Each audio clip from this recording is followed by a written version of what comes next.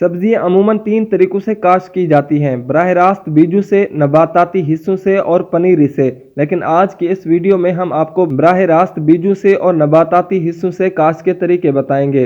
बराह रास्त बीजों से ज़मीन अच्छी तरह से तैयार करने के बाद ज़रूरत के मुताबिक ज़मीन में वट्टें, पटड़ियाँ या हमवार जगह पर कतारों के निशान लगा लें। बजरिया बीज काश्त होने वाली सब्जियां मसलन भिंडी, खीरा, करेला, तूरी, टेंडा, कद्दू, तरबूज, खरबूज और तर मौसम गर्मा, जबकि मूली, शलजम, गाजर, मेथी, पालक वगैरह मौसम सरमा में बीज से काश्त कीजिए।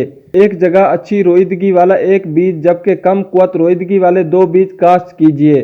बीजों को उनकी जिसामत के 3 गुना गहराई में लगाएं। बाद अज़ां फुआरे के जरिए आप पाशी कीजिए। बीज उगने के चंद रोज बाद एक जगह पर एक पौधा छोड़ते हुए बाकी पौधों की छिद्राई कर दें ताकि पौधा सेहतमंदाना नशोनुमा पा सके। नबाताती हिस्सों से काश्त। चंद सब्जियां तनों या जड़ों के हिस्से से काश्त की जाती हैं। उन सब्जियों में आलू, उरवी, लहसुन और शकरकंदी शामिल हैं। बहारिया फसल के लिए आलू को इस तरह काटें कि हर टुकड़े पर 2 या 3 आंखें हों। इन टुकड़ों को बतौर बीज फरवरी में जमीन में लगाएं। इन्हें वट्टों पर काश्त करें। वट्टों का दरमियानी फासला 2.5 फुट जबकि पौधे से पौधे का फासला 10 इंच रखें। खज़ां वाली फसल में दरमियानी जिसामत का मुकम्मल आलू बतौर बीज वट्टों पर काश्त कीजिए। खज़ां वाली फसल शुरू सितंबर में काश्त होगी, जबकि पहाड़ी इलाकों मसलन मरी, कोतली, सतिया में गरमाई फसल अप्रैल ता जून लगाएं, जो कि सितंबर अक्टूबर में बर्दाश्त होगी।